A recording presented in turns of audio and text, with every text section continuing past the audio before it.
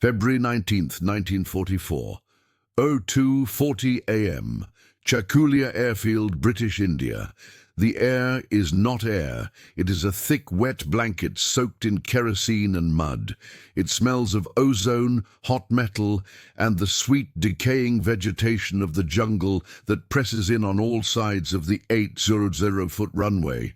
Here, in the blackness of the China-Burma-India theatre, the largest, most expensive weapon in the history of warfare sits waiting, the B-29 Superfortress. They are magnificent, terrifying silver beasts, their unpainted aluminum skins reflecting the dim blue marker lights of the airfield.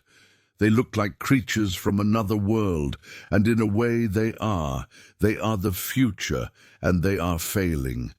Captain Evan Easy McGrath, pilot of the Satan's Angel, runs a bare hand along the massive cowling of his number 2 engine, the inboard Wright R3350.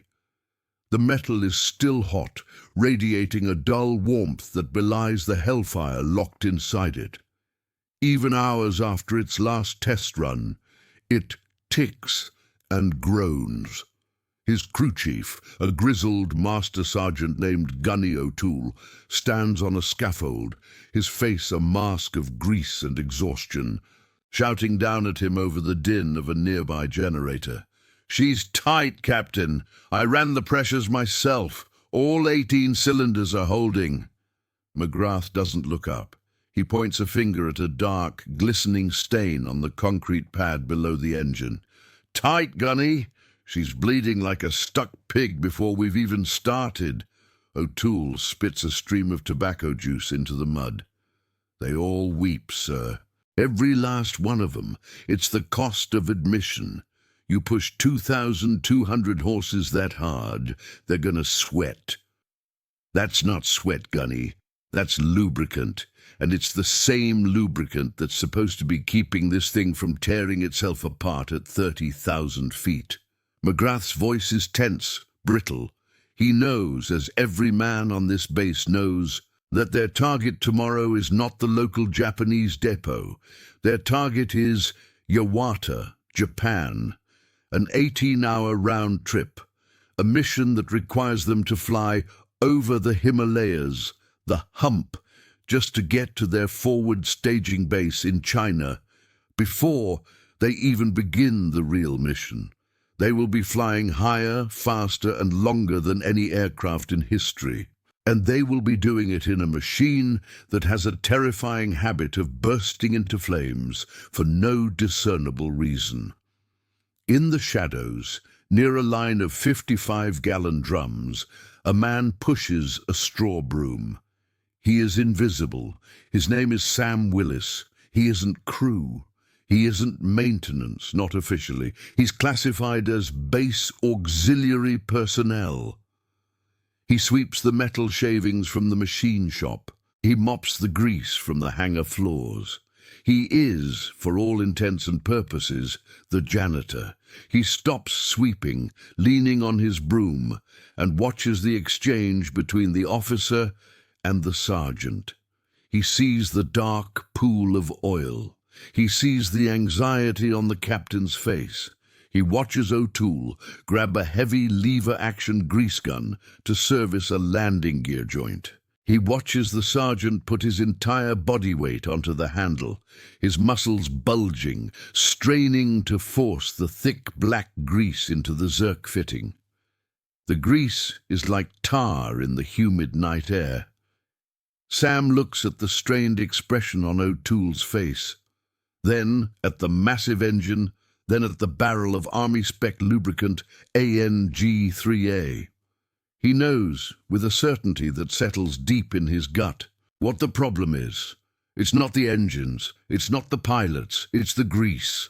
What no one knew was that this moment, this silent observation by a man paid to be invisible, would change the war forever. The problem is the B-29 Superfortress, or rather, the problem is the promise of the B-29. Conceived in 1940, it is a technological marvel that has leapfrogged aviation by 2 decades.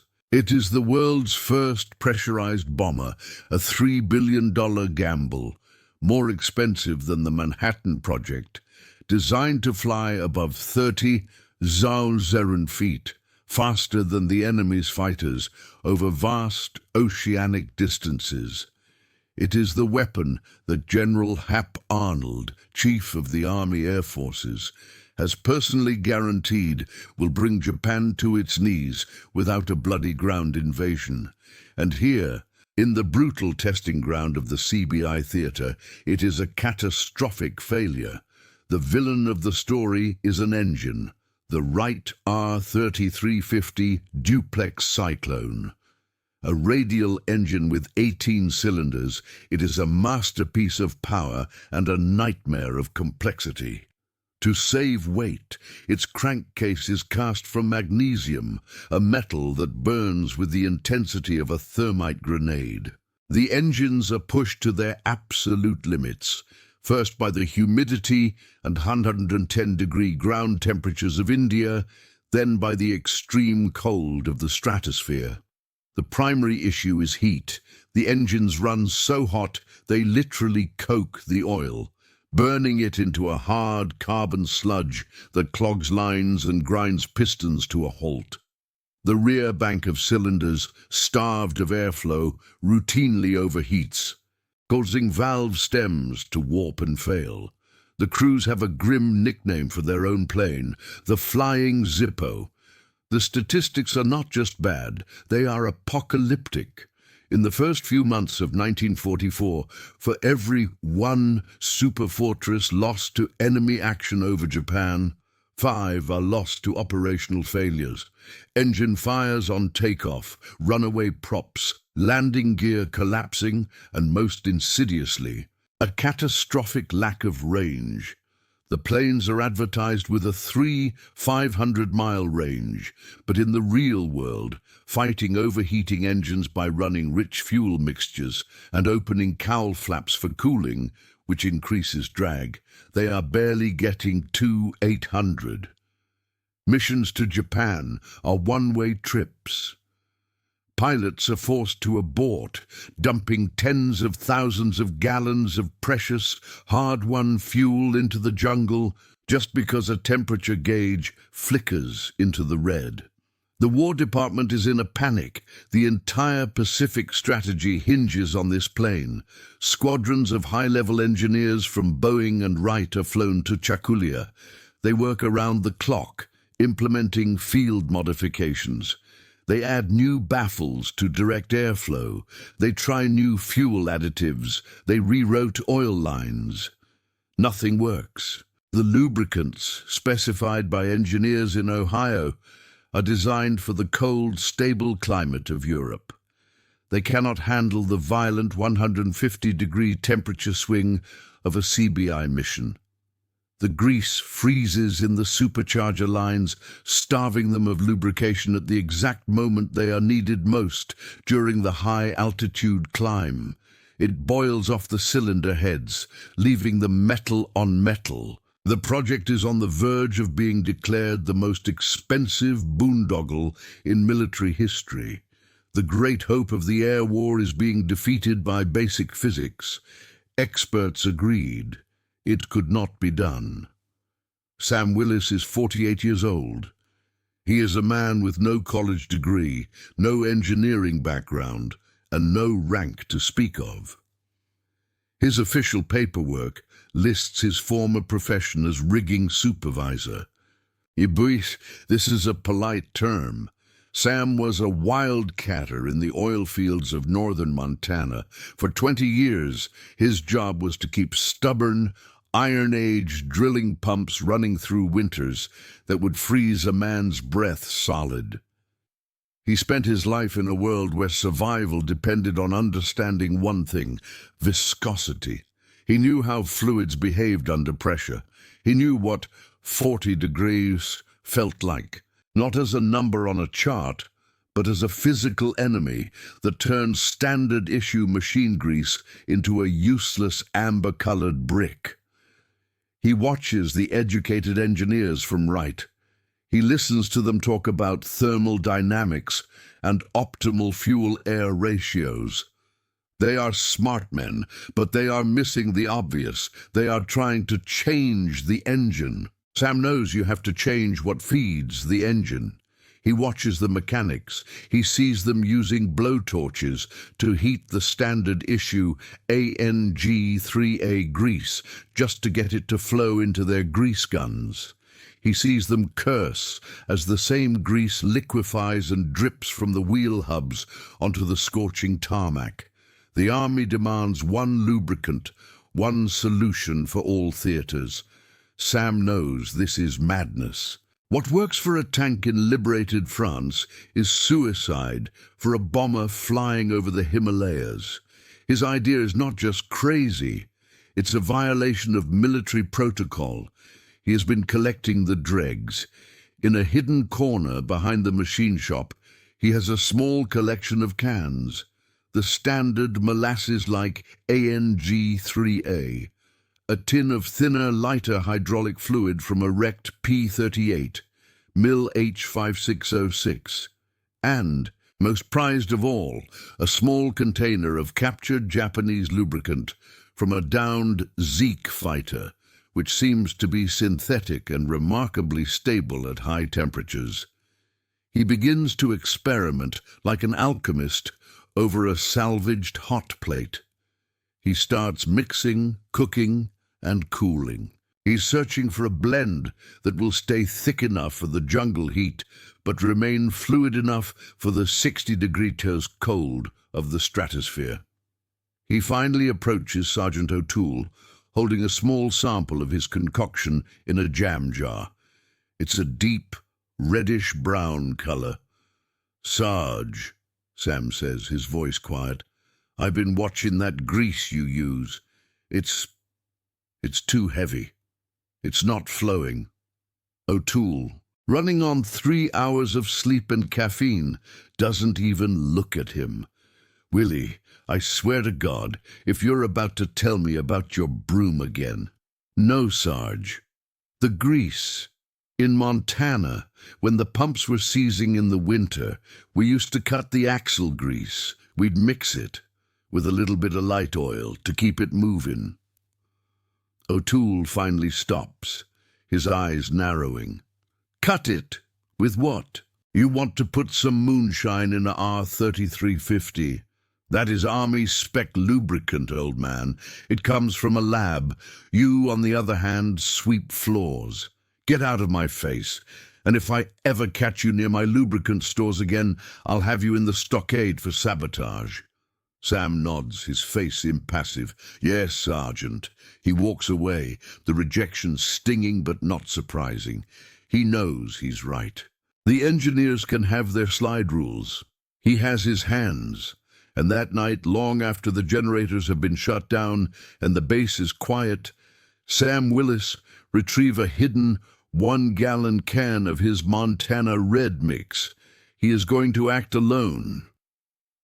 Sam finds his test bed. It's a B-29 named Hangar Queen, a cursed plane that has aborted its last 3 training flights. Its number 3 engine has a persistent supercharger whine at altitude, a high-pitched scream that signals it's being starved of lubrication and is seconds from seizing.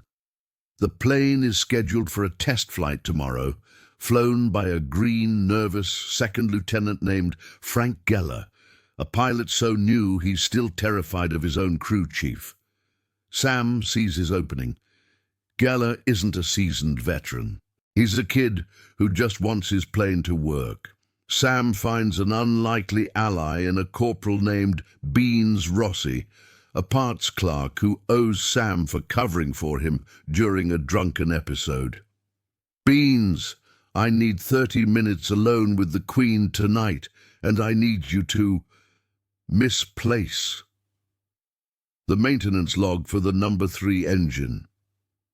Beans is terrified. "Sam, they'll hang us. O'Toole will have our hides." Sam just looks at him. "You let me worry about O'Toole. You want to see another crew go up in a ball of flame?" That night, Sam Willis commits his crime. He doesn't dare touch the main engine oil, but he can service the accessories. With his own homemade grease gun, he carefully, methodically purges the old, thick ANG3A from the supercharger bearings. He forces in his own Montana Red blend, a mix of 70% standard grease, 20% P38 hydraulic fluid, and 10% of the stable Japanese synthetic. It flows like silk. He then services the cowl flap actuators and the landing gear screw jacks, all components known to freeze and fail. He's finished in 20 minutes. He burns the rags and buries the can. The next morning, Lieutenant Geller takes the Hangar Queen up. The test is supposed to be a simple 60-minute local flight. Geller is gone for 4 hours. When he lands, he doesn't taxi to his hardstand.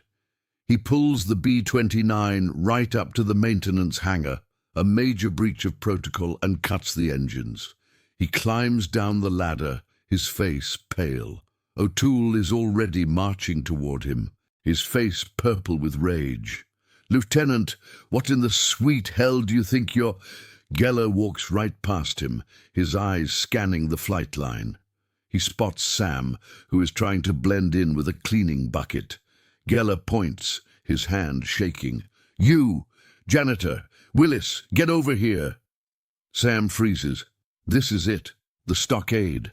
But as Geller approaches, Sam sees the pilot's eyes are not angry. They are wide with disbelief. "What did you do to my plane?" Geller's voice is a choked whisper. "Sir, I... The wine," Geller interrupts. "It's gone. I took her to 32,000 feet. The supercharger. It was quiet. My temps. They held. They didn't just hold, they were stable. I ran the engines lean, Sam. Lean, and they liked it. For the first time since I got to this God-forsaken jungle, the plane didn't try to kill me." Geller turns to the now silent O'Toole. "Sergeant, whatever this man put in my engines, I want it in all 4, now." The first victory is a silent supercharger, a steady gauge, and a pilot who has, for the first time, come back from a flight feeling safer than when he left. If you're hooked on this story, hit that subscribe button. The revelation sends an earthquake through the 20th Bomber Command. Lieutenant Geller, emboldened, files a formal after-action report that uses the phrases non-regulation lubricant and dramatic increase in engine stability. The report is so inflammatory it bypasses the entire maintenance chain of command and lands on the desk of Colonel Arliss Iron Harding, the group commander. Harding is a man who despises 2 things: the Japanese and engineers who can't make their machines work. He summons Sam, Geller, O'Toole, and the lead Wright aeronautical engineer to his sweltering Quonset hut office. "Mr. Willis," Harding begins, his voice dangerously calm, "I have a report here that says a janitor has, in one night, solved a problem my entire engineering staff has failed to fix for 6 months. Explain." Sam, in his clean but faded work clothes, stands before the colonel's desk. He isn't eloquent, he doesn't have the words, so he just shows them. He has 2 small metal plates. On one, he has a smear of the standard issue ANG3A. On the other, his Montana Red. He asks the colonel for a cup of water from his ice water jug. He places a single ice cube on each grease smear. The ANG3A instantly congeals, turning milky and hard, the ice cube sitting on top as if on a rock. On Montana Red, the grease chills but remains pliable, the ice cube slowly sinking into it. Hours, Sam says, pointing to the hard grease. It freezes, it stops moving, the parts, they run dry. Mine. He points to the other plate. It keeps moving. It stays slick. The right engineer, a man in a starched khaki shirt, scoffs. Colonel, this is absurd. This is unscientific. We have no data on the flashpoint, the shear strength, the chemical stability. I have data.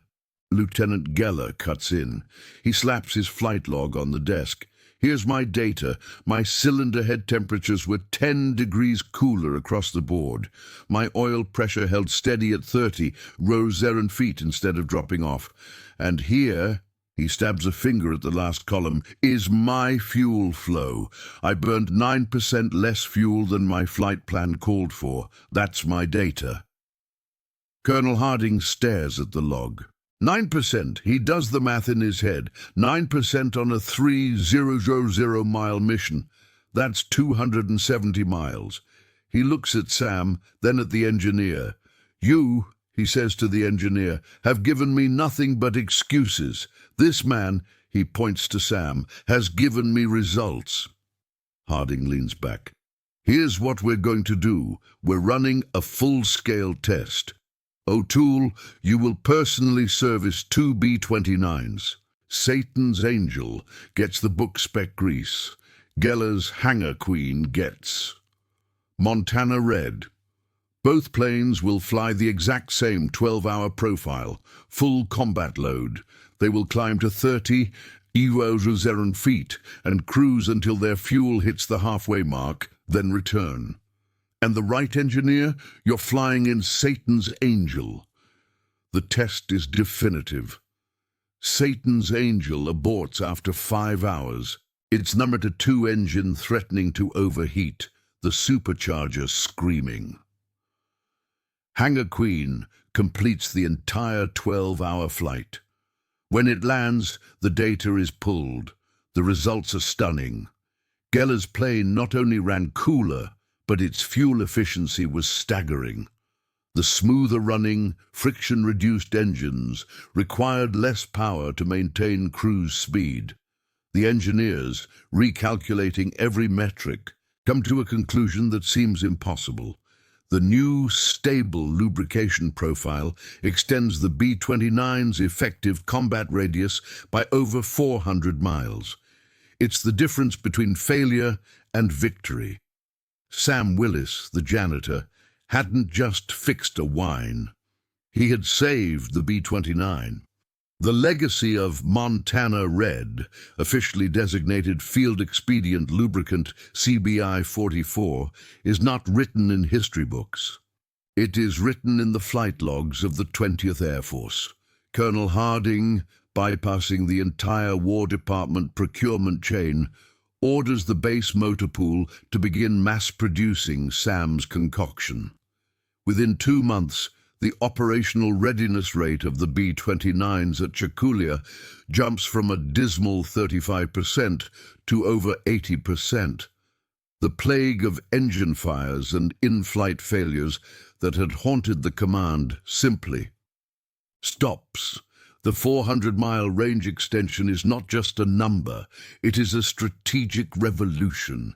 It is the critical missing piece that allows the new bases in the Marianas Islands, Guam, Tinian and Saipan, to be truly effective.